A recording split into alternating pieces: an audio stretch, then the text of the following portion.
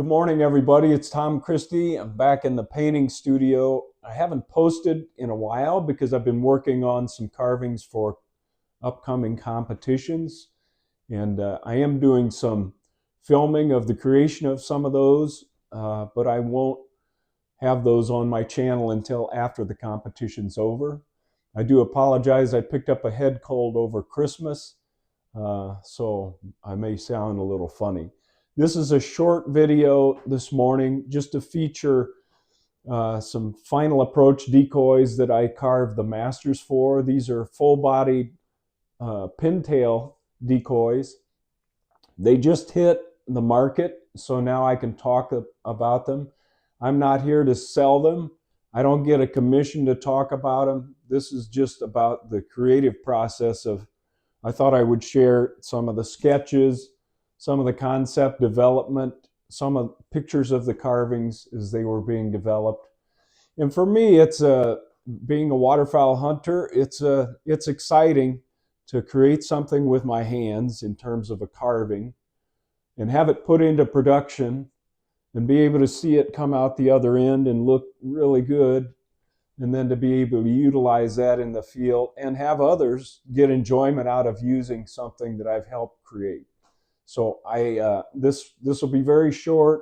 I just have still pictures during the creation of these, but I thought it might be of interest for you to see what those carvings look like before they're turned into plastic blow molded decoys in manufacturing.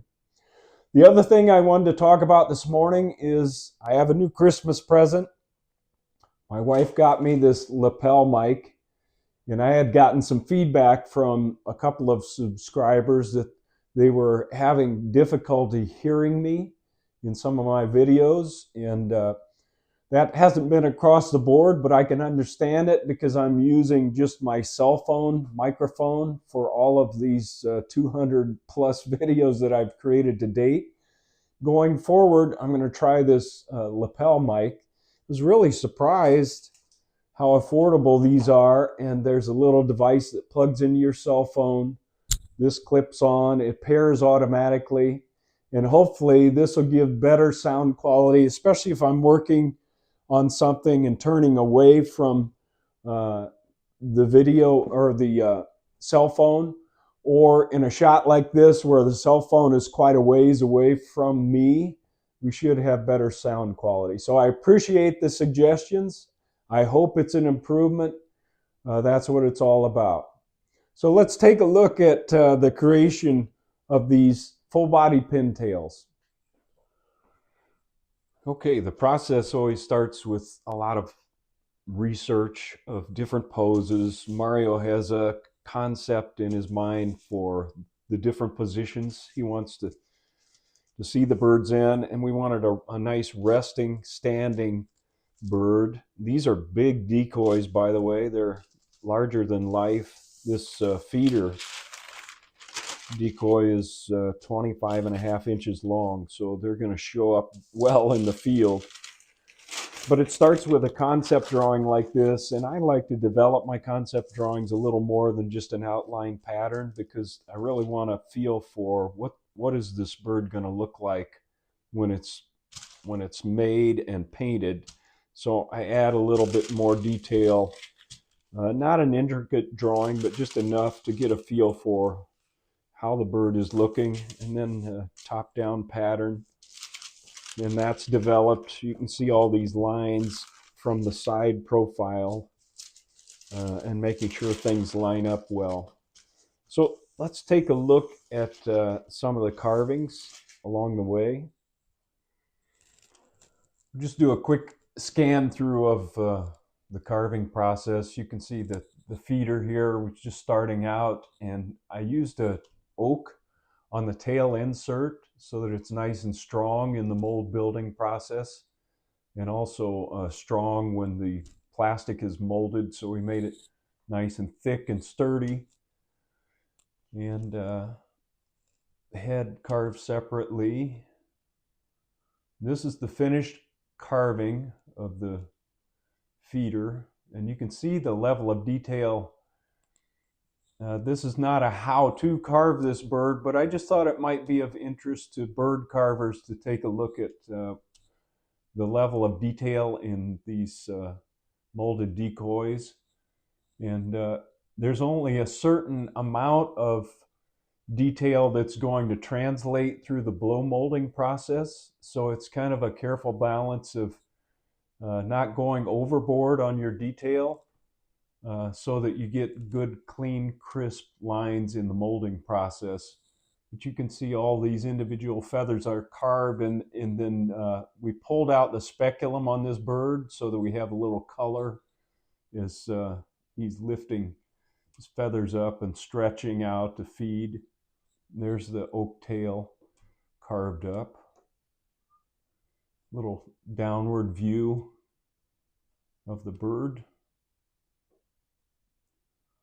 Head on, even the bill had wrinkles in it, and those translate through in the molding process, believe it or not. Make a realistic looking bird. Here's the other side. You can see the way that white marking changes shape. And even the underside of the bird is fully carved. So a ton of grinding lines on these birds. Just another view of that from the front. And then the vermiculation is combed on, and that's kind of a careful balance of getting it deep enough that it translates through the molding process again, and that so that the finished molded bird can be painted by dragging across those lines and really make that vermiculation pop. It's another view of that. Just a little closer view of the combing.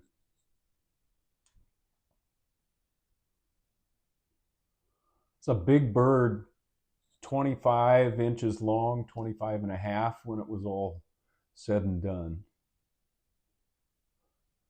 This is the beginning of the rester. We wanted a nice tucked head position on this bird. And I like to carve the head first normally because I like to see life in the bird early on and make sure I feel good about the way it's progressing. Again, you can see the oak tail insert there. And then here's the carved bird. All individual feathers rendered in feather groups. There's a lot of detail goes into these birds. Just another view of that bird prior to combing. The detail on the bottom. Here's the combing on the rester. So I just wanted to give you a quick look at what those birds look like. I think it's interesting to carvers to see the carving as opposed to the plastic decoy. But a lot goes into making a carving that is manufacturable. And that's part of the success that we've had. And this is off the FA website. Just a quick look at the finished birds. I really like the way they turned out. I'm just scanning through here. These are the only pictures I have of the finished birds, so I just wanted to check them out and let you see what they look like finished. This is on a motion stake, so they'll have some motion in the field. I like that too. Very cool to see the production decoys and know that I had a part in creating them. All right, everybody, that's a wrap on the Final Approach full body pintail project. I just thought it might be of interest to see those original carvings. Until next time, Tom Christie signing out. Thanks for all the support for the channel, and I'll see you next time.